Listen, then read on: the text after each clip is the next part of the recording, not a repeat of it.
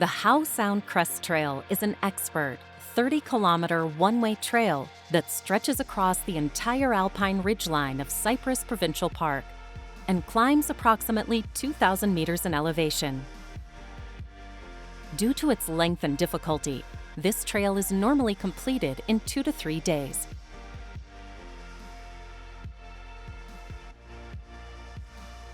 The best time of year to attempt this hike is from July to October, as snow will be present outside of this period. Snow along this trail adds many additional hazards, including avalanches, icy slopes, unstable cornices, and buried trail markers.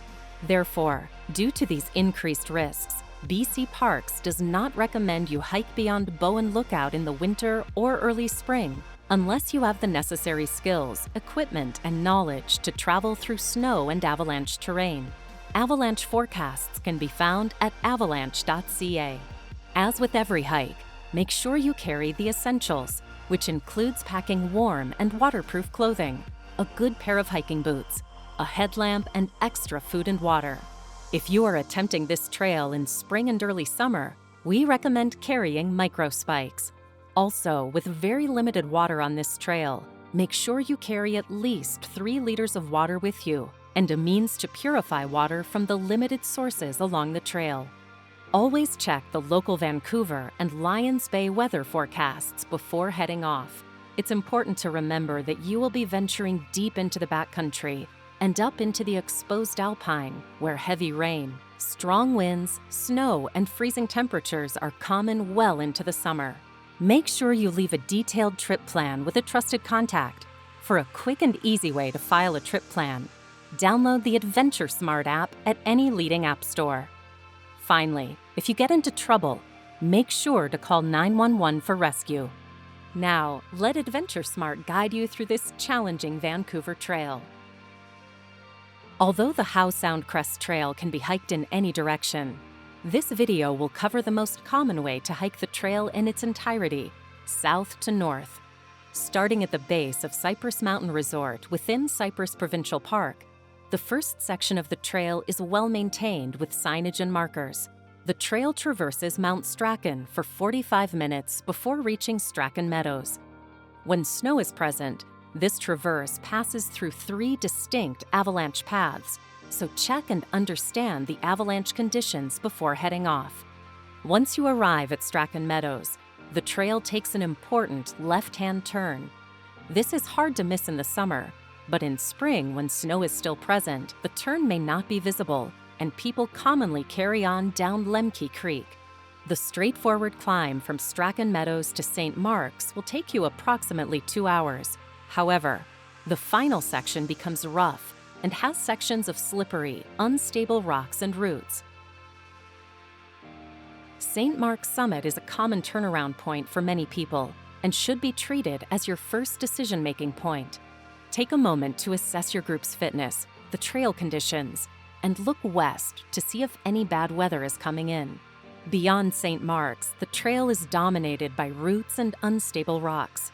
As you near Mount Unnecessary, the trees start to thin, and in the spring and early summer, if snow is present, large cornices are common from here until the end of the trail. Make sure to stay well back from the edge, as these cornices are very unstable and prone to collapse. When you arrive at Mount Unnecessary, you'll have a clear view of the trail along the ridge to the Lions. Here, if the conditions are less than favorable, you can take a left and follow the Unnecessary Mountain Trail down to Lions Bay. This trail is very steep and eroded. Make sure you do not accidentally take this trail if you plan to continue onwards to the Lions. To descend Mount Unnecessary, you'll need to use your hands to scramble down steep rocks. The trail then follows a straightforward and open ridgeline to the West Lion. However, be aware of the cliffs and cornices on the western side of the trail. Just before you arrive at the West Lion, you will cross an intersection for the Binkert Trail, which goes to Lions Bay. This trail is steep. However, if the conditions are poor, it makes for a safe option to cut the hike short. If you take this trail, make sure to pay close attention to the orange trail markers, as the trail trends right towards an obvious treed spur. Heading straight down the talus field will lead you into a dangerous drainage. When you arrive at the West Lion, experienced hikers and climbers have the option to take a 1-hour detour to climb to the summit or continue along the trail. This climb involves very exposed sections of rock climbing where a fall would result in severe injury or death.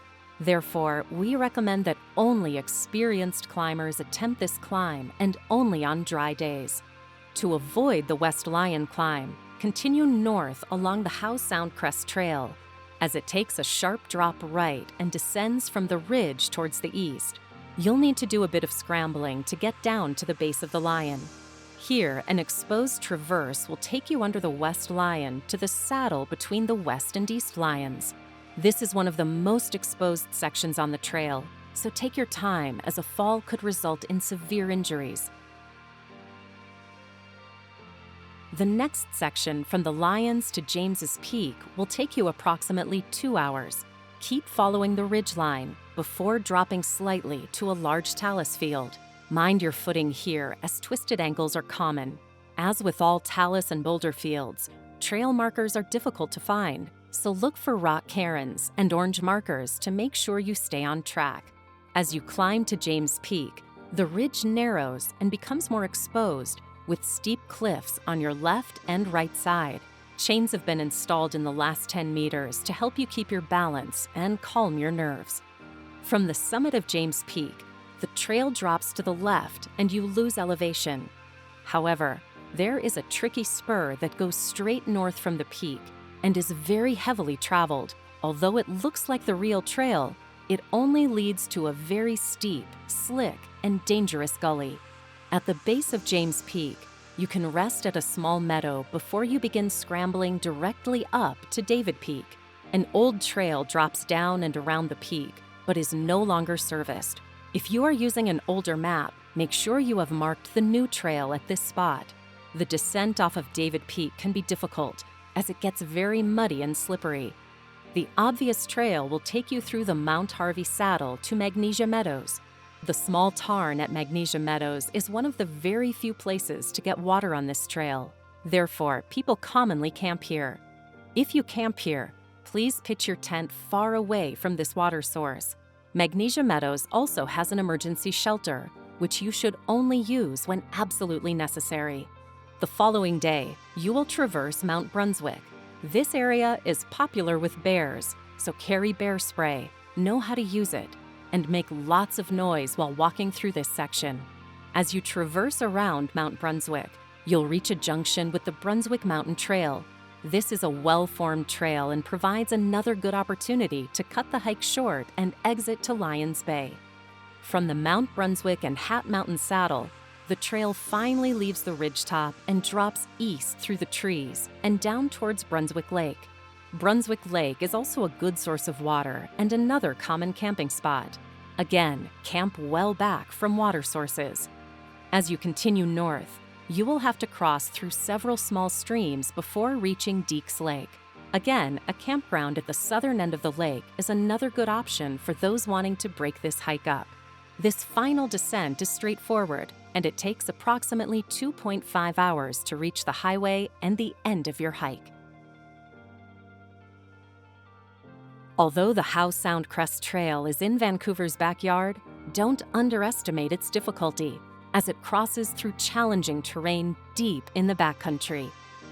Make sure you take the small but necessary pre-trip planning steps. Get the training and take the essential equipment to successfully and safely complete this hike.